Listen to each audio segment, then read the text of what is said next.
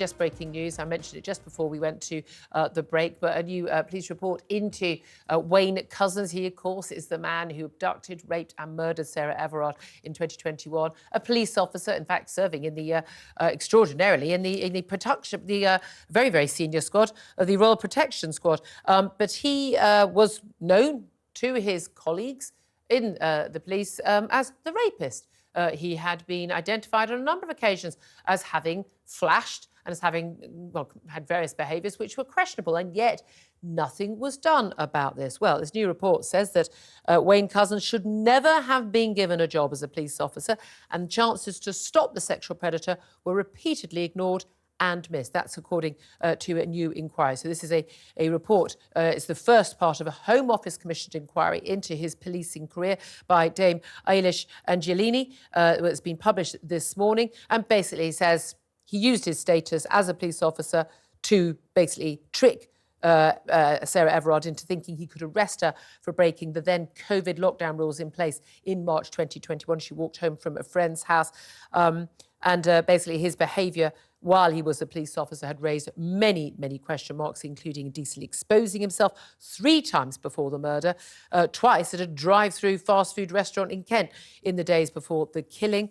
He was not caught despite driving his own car and using his own credit card at the time. And again, we've seen, have we not, again and again, that police officers who have big red neon signs around them saying they are a danger to women or other minorities or to people generally have been allowed to remain in the police force and indeed have been hired when there are already question marks. Quick word on this from Claire Pearsall. You're a former advisor to the government in the Home Office.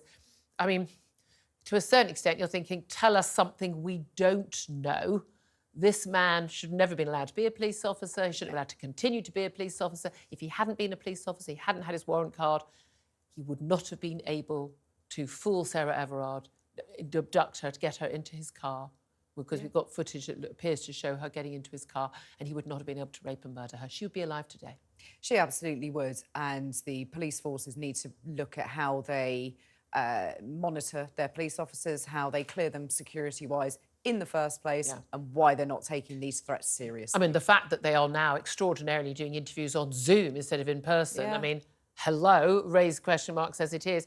But also we know they are now going through the ranks of thousands of police officers. Anyone there's ever been a question mark raised over to check that they have not made mistakes. We are going to be seeing, as we've already seen in the last year, dozens upon dozens, even hundreds of cases where people have not been prosecuted because they've basically been protected by their mates in the police force. That's right, and it's not a case of just one bad apple, which is what I think we were told, and women were advised to flag down a bus if they felt in danger. And no, the police have to admit... That's not the answer. It's not the answer. Yes, don't blame the victim. Don't get into a male police officer's car. I mean, that is not the advice that women should be... we should be given. Indeed, the police officers should all be safe for us.